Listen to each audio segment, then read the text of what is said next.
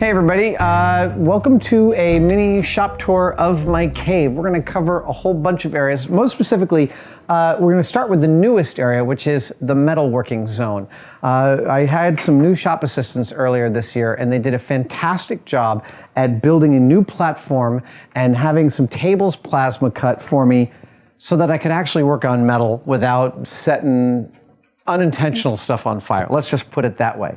So I had a beautiful welding table plasma cut, as well as a table that holds my metal brake and my shear and my roll. Moved over a drill press for drilling over here so I don't have to walk across the shop when I do it.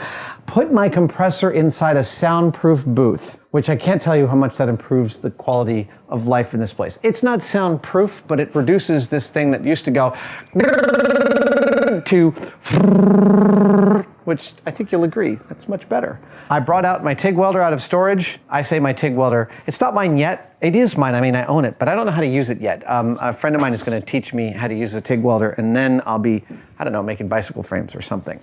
I keep my welding wire over here, but mostly this is just, it's like I expanded the square footage of the shop by a good, probably 15% by building this. I'm very happy with it.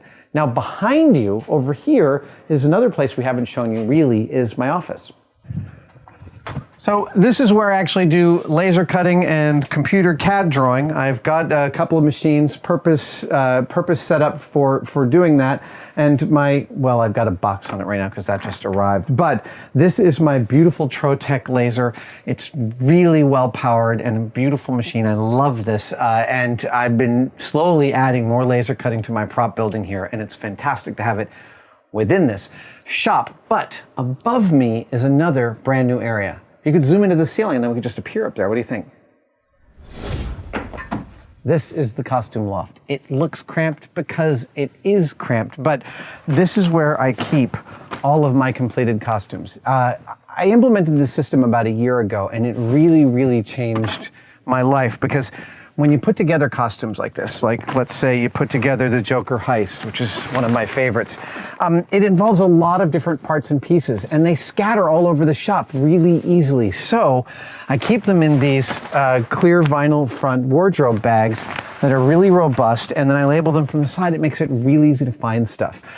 There's also bits and bobs in pieces here, like my Iron Man Mark I, because I don't have a mannequin for it, and it won't fit in one of those wardrobes. But it basically allows me to stay much more organized about the stuff that's in progress. Okay, back downstairs.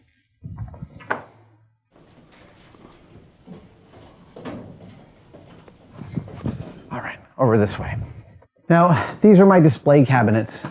What you might not know about them is they are as inexpensive as you could possibly do a wall of display cabinets. In fact, these are all IKEA Billy bookcases. Seriously, you can buy custom shelves, not custom shelves, you can buy Billy glass shelves for the bookcases, you can buy Billy glass doors for the bookcases, and then online you can buy these LED strip lights for about $1 a foot. Don't go to the hardware store where they charge $10 a foot. You don't need to, because on the internet it's $1 a foot.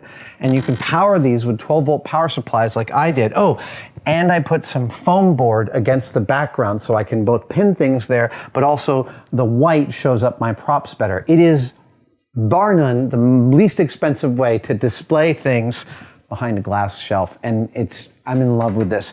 Some of these shelves are complete and like art directed. Some of them are super, super messy. Here's one of the most complete ones, is the Bourne Identity shelf. These are all of the components that were found in Jason Bourne's red bag in the first Bourne film, including a copy of his watch, rubber gun that actually Matt Damon actually used in the film. Listen to that. It squeaks. It's like a water pistol, and he was running with it. Here is 3D printed stuff. This is an incredible artifact. This is an actual piece. No, it's not Jamie Heineman's mustache. This is actually a piece of yak hair from Chewbacca, from the original Chewbacca. This is Wookiee hair. Yeah, seriously. And I didn't have to scalp a Wookiee like Boba Fett did to get it on my belt. We have gloves and gauntlets. Again, see how some of this is clean and some of this is messy, including my very, very beautiful and amazing Ring Wraith gauntlets from Comic-Con a couple of years ago. They move so gorgeously. All my different space gloves from Apollo and NASA. This is a recent acquisition. This is a Wickus hand from District 9. Oh, I'm not going to shoot that prawn. I'm not going to shoot that prawn. Most upsetting scene ever.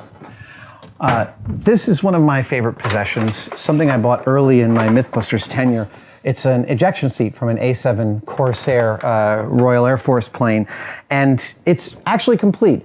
It has its parachute. It actually has a complete survival kit under the seat like they do. I didn't know this before I had this. When you eject out of a plane, your survival kit comes with you. It hangs below you by about probably 5 or 10 meters so that it doesn't get in your way.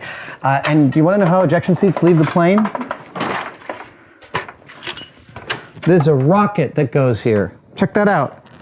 This is where the rocket goes. You pull that eject seat, that rocket goes off. You feel like someone punched you in the face, and then an instant later, you're 300 feet from the plane. I am not going to put a rocket back in this. This is never going to fly again. It's just an office chair. Now, above the display cabinets, I have these custom helmet hangers that I built out of plywood and painted black. I don't know when I realized that I had a genuine fetish for helmets, an obsession with them, but I do. I must admit I do. So I've got my Apollo, my Rocketeer. The gold one is from Excalibur. That's the villain's helmet.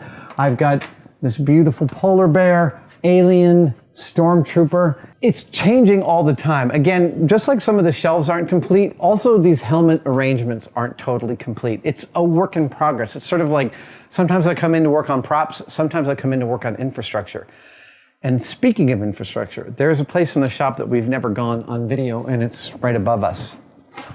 Shall we take a look into the loft?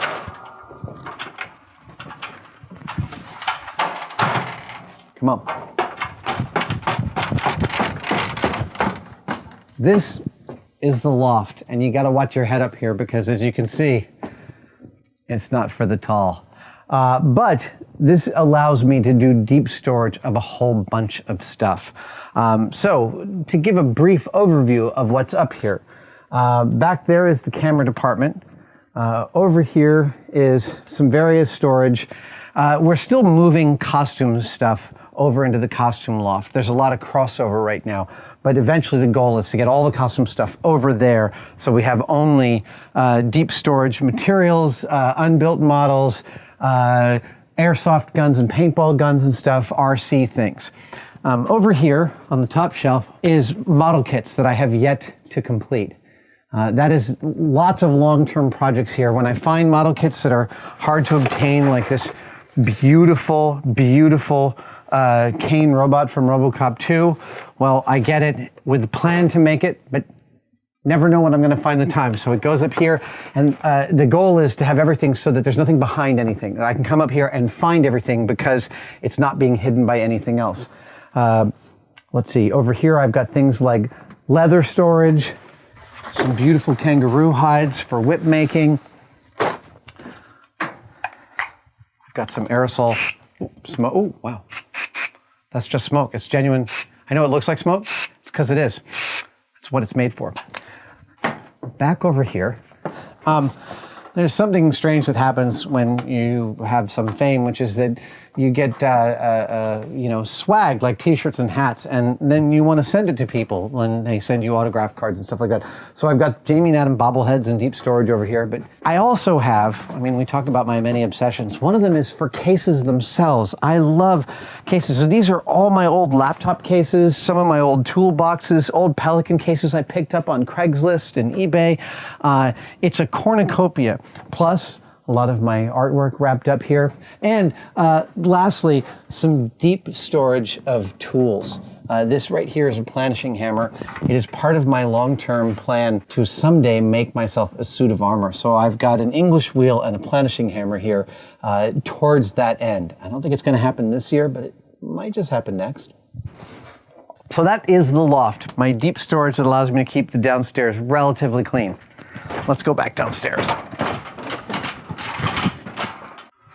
So out of the display area and into the shop area, the entrance to the shop area are two of my rolling carts, and I really love these things. They are always works in progress. They're fully mobile, they roll, and this one on the left houses my drill bits. Everything from tiny drill bits, fractional, numbered, lettered, all the way up to the giant Deming bits. And then on the left side, I've got taps, taps, taps. These are all for cutting threads, reamers, and end mills. And then on top of these are all of my frequent use tools. Now, I've talked about this with toolboxes, that I prize a method of organization which I call first order retrievability, that I don't have to move anything out of the way to get to anything else. And on top of this are all of my frequent use items. And it's being added to all the time as I kind of understand more about the way I like to work things. I have these beautiful little machinist clamps called Can't Twist.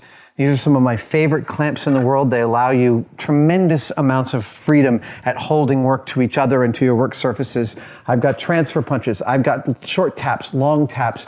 I've got my Allen wrenches. And then over here, Forstner bits. I use these hole bits, hole drilling bits. They're called Forstner bits. They're for drilling holes. I use these constantly, and I have ever since I discovered them when I was like 23. Machinist squares, scribes, unibits. I swear, if you don't have a unibit in your toolkit, get one and then write me and thank me, because these things are amazing. Countersink bits, and even down to the little teeny weeny Allen wrenches, because you'd be surprised how often these come up and are necessary. Again, like I said, I add to this stack all the time, and I love that they're on wheels, because if there was an apocalypse and I had to load these into a truck, well, I could. Let's move along.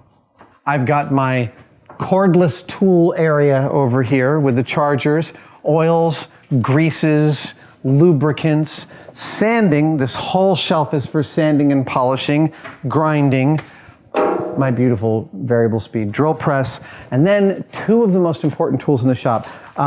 Everybody ends up with their various methods that they utilize time and again, and for me, sanding is just one of the most important parts of model making. So I have this giant 16-inch, 220-volt, three-phase disc sander, 16-inch. They've had one of these in every professional shop I've ever worked in, and it is an absolute indispensable tool. You can feed 2x4s into this and it'll just suck them up and turn them into sawdust. And then alongside it, I've got this, which is effectively a knife maker's belt sander. It has a couple of features which make it really unique, and the artist Tom Sachs, my friend, told me about this, and as soon as I heard about it, I went to get it.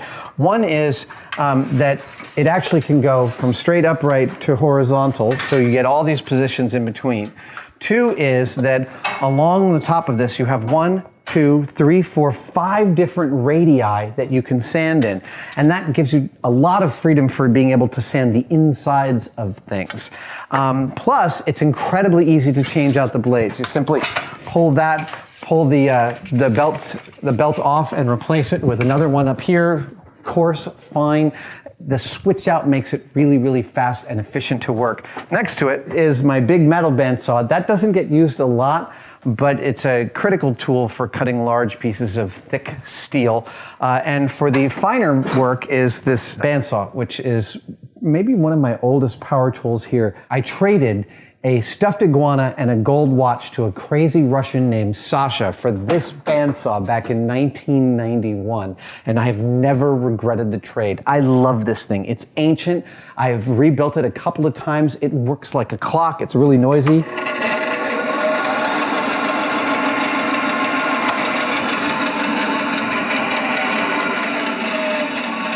This tool has been in every shop I've had since I've moved to San Francisco 25 years ago. Over here. The toolboxes. This is an ongoing process too. I have them all labeled with stuff that I've got in them, but slowly I'm starting to move stuff out of the toolboxes to be more first order retrievable. And the next thing that might move are things like nippers and needle nose pliers. I've got drawers full of them, but I use them so frequently that I was actually toying around with the idea of making a tower of nothing but pliers, nippers, needle nose pliers, channel logs, vice grips, everything, so that I had it all at my disposal somewhere in the shop. But for right now, they live in drawers. I've got, oh, you should see this. You know how you have like screw bits and driver bits, and sometimes like on something like a Leatherman, you've got a Hexalobe tamper-proof Torx bit? Well, I've got bits for everything here. Every time I come across one that I haven't seen before, I add it to the collection. I love coming to this drawer and being able to unscrew or screw something that would otherwise be intractable. Now, we've talked about this system of my sorters, the Sortimo, but I want to show you something I built recently. Because I'm always pulling the Sortimo out and I need some bench space for it, I decided to build a portable Sortimo holder so that when I need electronics, I'm not just going to pull out the box and pull out a single part. I'm actually going to need it to be staged for me. So I made this rolling cart to actually hold my Sortimo boxes so that I can utilize them. It may seem like a bit of an extravagance to expend all of this energy to something that sits by the side of my toolbox. I can't tell you how useful this has been. And even it allows double stacking if you need it. So, you know, oftentimes if I'm working with rivets, I'm working with many other different things that I'm riveting to, and the rivets will be on the bottom and other stuff will stack on top as I need it. Sortimo, I think you should consider making one of these and selling it, swear. And this might just be my favorite tool in the shop. This is my lathe. A lathe is, in fact, the only tool that can build itself. You can make a lathe with a lathe, and you can't say that about any other tool. This is a basic standard format tool room lathe, a 1440, which means it's got a 14-inch throw and a 40-inch length that you can work on. It's pretty much the same form factor as the lathes I grew up on at Industrial Light and Magic and in Jamie's shop, and this thing is a 5,000-pound beast of loveliness. I use it all the time. I've put digital scales on it so that can be super, super accurate. This thing just eats metal for breakfast. It's a magnificent machine. And I think that's it for the cave tour. You can actually tour the cave virtually on Google Maps, but the entrance is a secret. You've got to find it. It is a manhole cover somewhere here in the Mission. That is the only clue I'm going to give because the internet's too clever. It's a manhole cover in the Mission. Go start tapping on manhole covers and eventually you're going to find the entrance to my cave. See you there.